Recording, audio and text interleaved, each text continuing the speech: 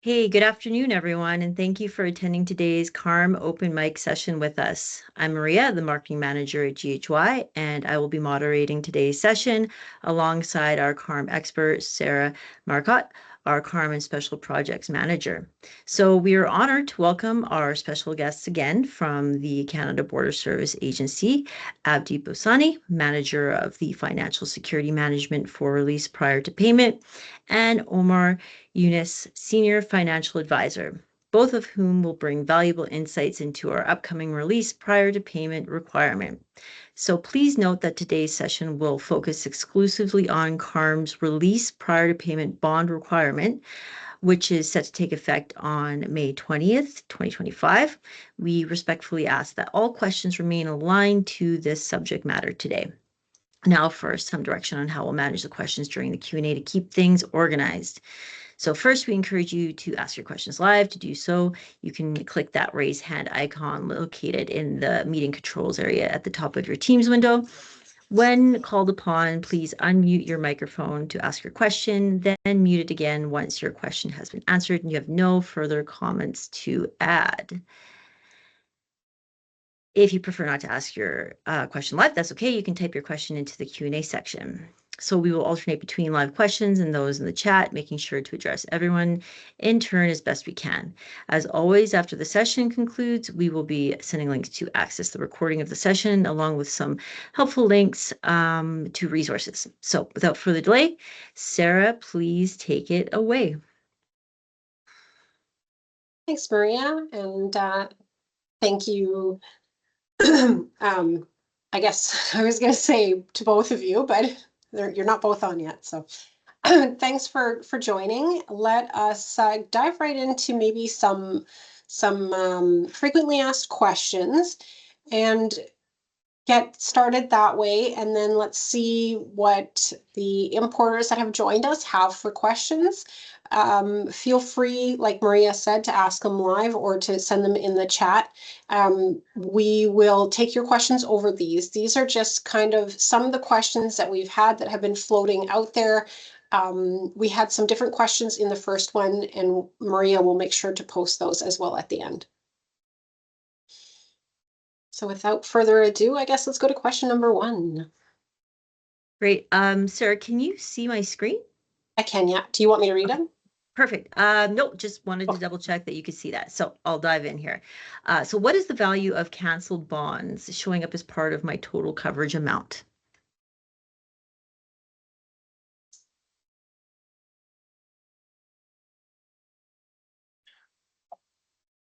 Okay. Sorry, Maria. Maria, by the way, just Omar just informed me that he cannot join. Like the link that you sent him. Are you there, Omar? I'm here. I'm here. I made it. Okay. Okay, that's good. That's good. There you are. Great. Yeah, Great to okay. see you. Okay. Oh, okay. So with respect to the canceled bond, so I said, what is the value of the canceled bond showing as up as part of the total coverage amount? Okay. So what happens is, as per the regulations, the financial security electronic means regulations. So there is section number 7 that stipulate that canceled bonds, or once the financial security provider cancels a bond or security agreement, so there is a period of 30 days, right, before it's considered as totally canceled. So practically, if the financial security provider goes to the portal, so they have a little icon there that they can click on to cancel a security agreement. And starting from that click date, there is a 30-day that the system will calculate to like have a final cancellation of that security agreement. So during that period, the security agreement or the bond will show as canceled in CARM. Well, when you look at it through the portal, so you see that the status is canceled. But technically it's not really canceled because the CBSA may go still in the claim on that bond, or it's still considered as active bond, right? So therefore it's going to be is going to continue to contribute to the total coverage. It hasn't been canceled, but once it hits that the deadline, like after the 30 days, that's where it's considered as fully canceled. And you could see that the status will change from canceled to expired. So it's really when the status says expired, that's where that bond is finally canceled. And I may just add to that that again, according to the same regulations, the CBSA will have 1 year to claim on that bond for all transactions that they were overdue, they haven't been paid, and they fall within that validity period of that canceled bond. Wonderful. Does that make it clear? Yeah. I think so. Yep. Yeah, I think that's really good information.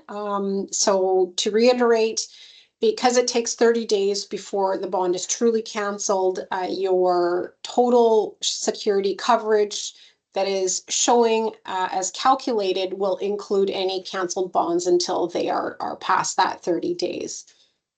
Exactly. I guess a great follow-up to that maybe some people may have would be, so what would an importer do if they notice this has happened, but their bond should be well past 30 days? Not saying it will happen, just saying, hey, what would an importer do in that case?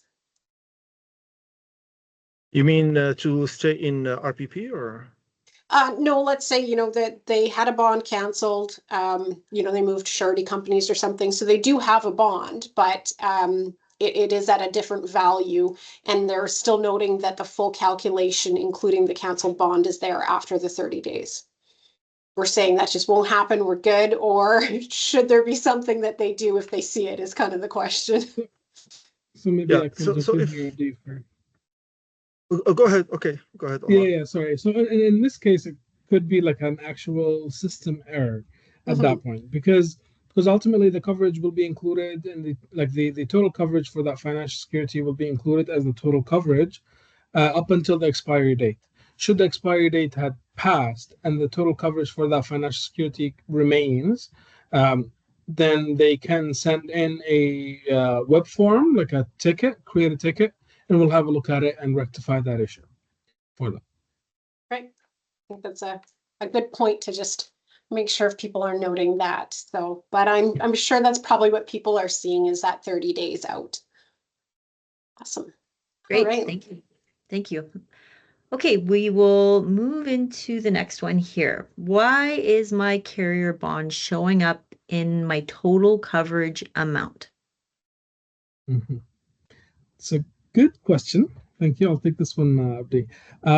So the financial. So I'm going to be assuming that this is the financial security dashboard on the CARM client portal. The way the financial security dashboard on the CARM client portal works is that it provides it provides a holistic overview of the financial security requirements and the financial security coverage for the legal entity, so at the BN9 level. And then it goes into the breakdowns of each RM account and what they have as a requirement and what they have as a coverage. So the first two numbers that you would see in the financial security dashboard web page, the first two numbers that that are displayed at the top of that page pertain to the BN9 level at the full legal entity. Scrolling down that page comes the breakdown. The first one is a table for RPP, and that will list the RPP accounts that you have, or the RM15s that you have on RPP, loaded on RPP. Yeah. So exactly right here. So the financial security overview numbers, that's the BN9 level. And then that table prior, the release prior to payment, lists the importation accounts that have RPP active, and it would specify the requirement for each and the security posted for each. Now, should you have a courier account or a broker account or any other type program type within CBSA, that will show up in the second table that's called other CBSA programs. Now, most likely in your case, and for the case that like for the scenario in the question, the courier program will be listed under the other CBSA programs.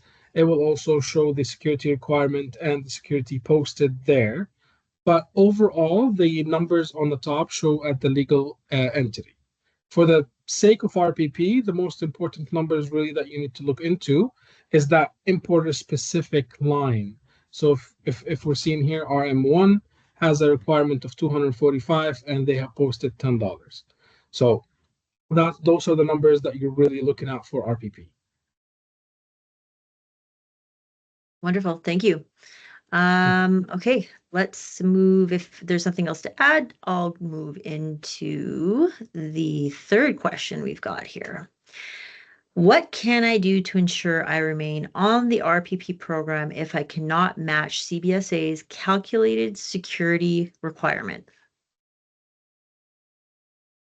I may jump into this, Omar. So probably you need some clarity with saying if what it means I cannot match the CBSA calculated security agreement requirements. Sorry, for that it's like there is a financial burden for me that I cannot meet this requirement or something else. But just generally saying all the importers, they are expected to meet the requirements by May 20th. There is a customs. Sorry. Oh, sorry. I was going to say, I think where the question really stemmed from was there are some importers who have an amount noted that they have requested a review on, and instead of receiving a case, their review has been downright just refused. So their case has been closed with their refusal.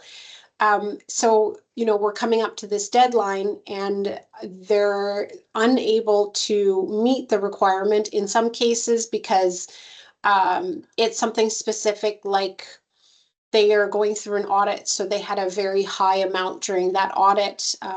They had an anomaly, an extreme shipment. So the quantity that is being noted there is quite high. Another scenario that I've recently run into is a company split into two separate business numbers, and each business number seems to be requiring what the one required. So they need a very high bond, but that would be more than what they import in total. So just some odd ones where I feel that importers don't want to have to post that much. Or it is taking a bit with surety companies to get that amount posted, depending on the situation of the surety company or the importer. Say importers are brand new, they're going to be considered a higher risk, or it's a new business number, it's a higher risk. Different areas like that where they're wondering how else can they ensure they remain on RPP.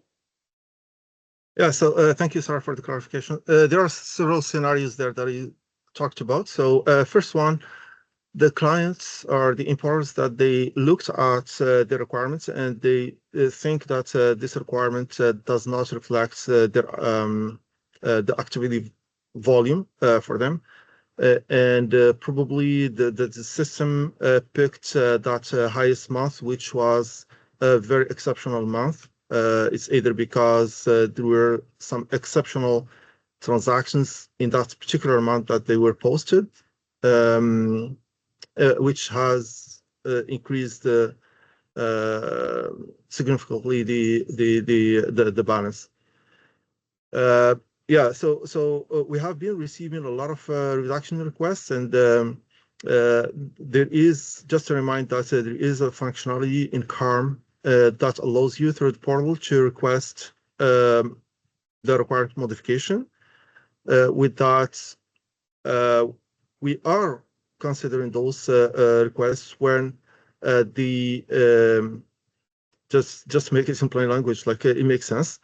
Some of those cases, as you mentioned, there could be just one time importation that has not been repeated in the past 3 years, for instance. So we look at that high amount or high balance that's produced only that month, and all the other months they are under the amount that the TCP thinks it should be the requirement.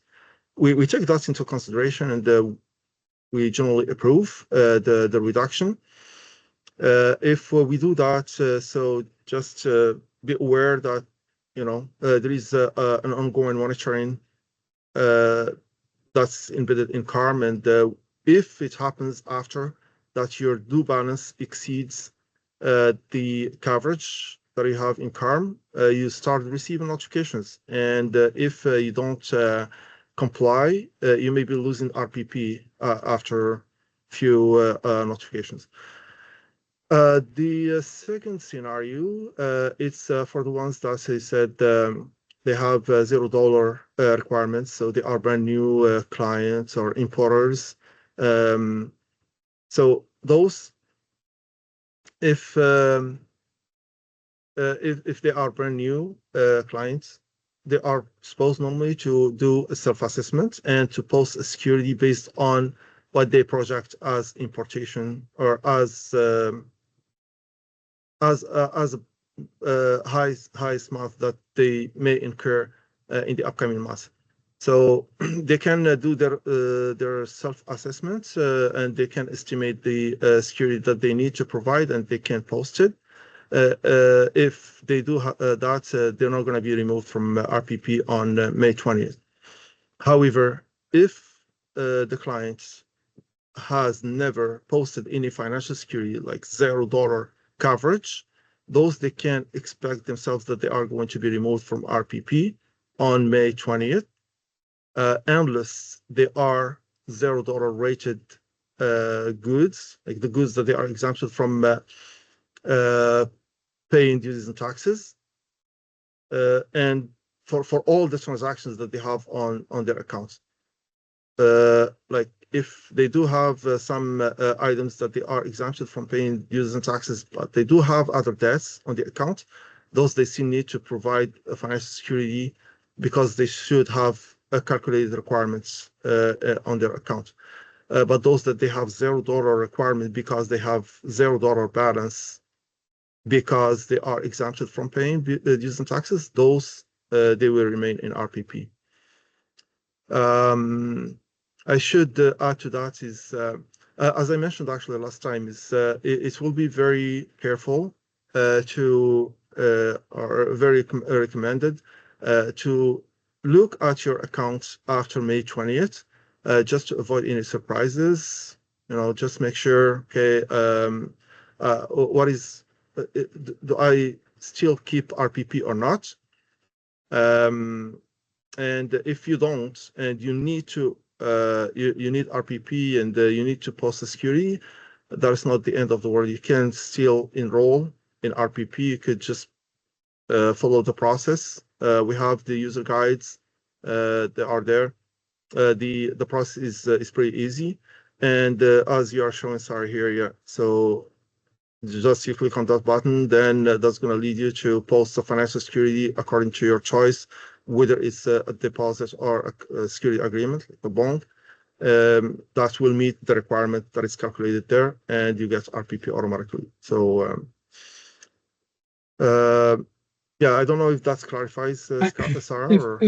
If I might add just a little bit quickly on this topic as well, because I heard the first portion of the question was that some clients did go through the process of requesting a reduction but got rejected. Now we do have a process internally here within CBSA that once you try to update the requirement, the automatic rejections that we are doing are for clients that are requesting a reduction to the requirement down to zero. So if your financial security requirement is whatever $1,000 and you requested it to go down to zero, as per regulation, you're not to have a zero financial security. Well, in order to have RPP, you must have a financial security, and therefore it's an automatic rejection. The other rejections that we have been doing without the analysis that we go through is normally we're seeing a lot of clients do update the requirement, but they would also put in the exact same amount as their requirement. So in this case, they would click on the update requirement, and then that field comes up and they just put 245 in this scenario, let's say. So what we receive is a case that ultimately asking us to reduce from $245 to $245, and so those ones are we're rejecting. Now for the rest, we are going through and we do a thorough analysis. We create a case and we start a communication process with the client via the portal on what we need ultimately to kind of justify the request. So if you are requesting a reduction from whatever $5 million to two, most likely you will be receiving a message from the CBSA saying, "Can you provide us a justification as to why you want to go down that $3 million?" And then the conversation gets opened up, to identify whether they've incurred, an outlier of an importation, or if it was a one-time thing during the year or something like that, and then we can have that conversation and render a decision based on that. So I hope that just adds a little bit of clarity on the process. No, thank you. Thank you, Omar, for this addition. I would like to add also to that there are some cases, even if they don't fall in those scenarios that Omar just provided, they are still rejected because there wasn't enough evidence, that month that was picked by CARM as the highest month was an exceptional circumstance or situation. So as per the analysis that we conduct, we don't conclude that that was an exceptional month. So or there wasn't enough evidence or justification to why that reduction should be made. So they could be rejected also. Again, as Omar mentioned, with that in mind, actually, when we create a case for the reduction, we communicate through that case. So normally, that first channel or communication that we send to the client is can you provide us justification? If you do not provide us the justification within 10 business days, then we are rejecting the case. So if it is a scenario where the client maybe missed to didn't check their case and didn't see the message come in, or they just simply didn't provide a justification, it will also get a rejection as well. Exactly, yeah. So again, moral of the story is look at your notifications. It's very important to not ignore them. See which ones that they should be responses to your reduction case, and see what the CBSA is asking as information or supporting documentation. Because the only way that we could communicate with you is through CARM. It happens that there are a lot of importers that they do this request through CARM, but they omit to go back to CARM and try to find to see the notifications or to see the notifications, because maybe one of them should include some instructions from the CBSA to provide more information or supporting documentation. So if we don't receive that during the 10 days, as Omar explained, unfortunately, we have to reject the request, just to provide you at least with the response that this requirement is what it is in CARM, and you have to meet it to keep RPP. Great. Thanks, guys. Lots of great information there. Very lots of clarity. And Sarah, thanks for navigating through the CARM portal there to give the audience a visual. I was going to say, maybe we should just show where they would find the case as well once a case is opened. So if you file a case with CBSA for the reduction, then it would go into, and I'm trying to remember, I think it's in here in rulings. That is correct, yeah. And go to disenrollment and compliance. And if it's specifically for release prior to payment, then a case should be in here. And correct me if I'm wrong, I think there should be like an upload and a comment button in here. That is correct. Excellent. Very helpful. Okay, well, we've got a couple minutes left here. We may extend out depending on the volume of questions, but I'm going to jump into the Q&A area here and start pitching some of those. So this one comes in from Joshua. He is asking or stating, it is our understanding importers will automatically be flagged as RPP until May 20th. If financial security is posted, importers should still have RPP status after that date. So assuming importers have a bond in place right now, will any action be required to ensure they remain flagged for RPP?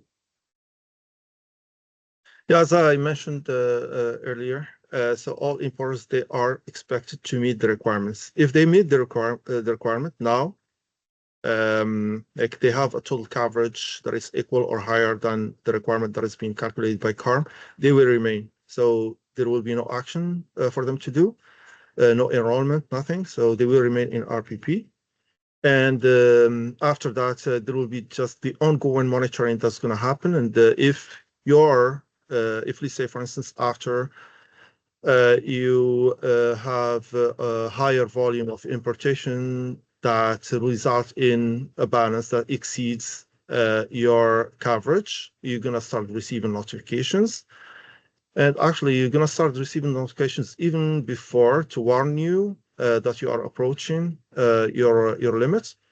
And the notifications, basically, they're going to say either you're going to pay to reduce your utilization rate or to increase your financial security. In both cases, like both actions will result in bringing you to compliance. But if the importer is resistant to comply, does not take any action, they may see themselves that they are removed from RPP. I don't know if you'd like to add anything to that, Omar? No, you answered the question. So if they have financial security and they meet the requirement, there's nothing that they should do. Yeah. That's it. No, the other option is if I don't meet the requirements. So I am not compliant today. I have posted the financial security, but that financial security is not meeting the requirements. So as I said, like there is a custom notice that's gonna be published probably soon, either today or tomorrow. And it's going to say that you have to meet, otherwise you are going to be removed from RPP. The CBSA, I said that last time, keep the discretion to make a decision at the last minute based on the stats and the. So if the CBSA decides to keep some of the accounts on RPP based on their coverage, again, those they're gonna keep RPP, but maybe they can receive notifications to either make a payment or increase their financial security if their due balance again approaches or exceeds their coverage. So they have to take action. Otherwise, they may lose their RPP. Yeah, so it's best to take action as soon as possible and meet the requirements. Last thing that I'd like to say probably is some of the clients probably they have certain coverage today, but it's not meeting 100% of the requirements, and they think that probably the cost of meeting the requirement is going to be too much. I would say just communicate with your security provider, because maybe you can be surprised of the difference of the premium. It's not going to be because many of the security providers, they have a minimum threshold that they can give without too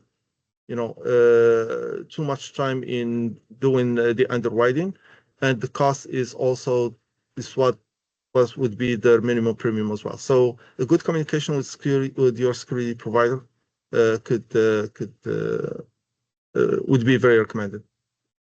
Thank you. Lots of great information there and good tips.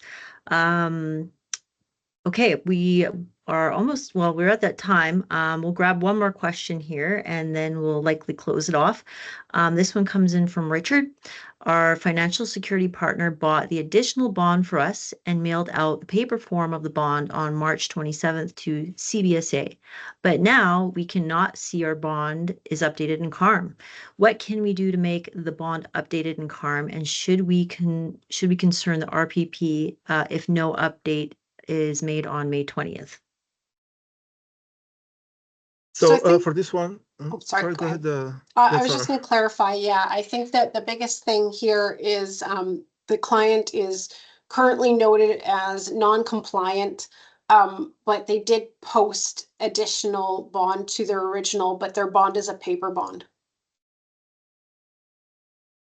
Yeah, so this is a paper endorsement that has been processed or sent to the CBSA, and this has been signed, completed according to the memo, according to the policy, I should say.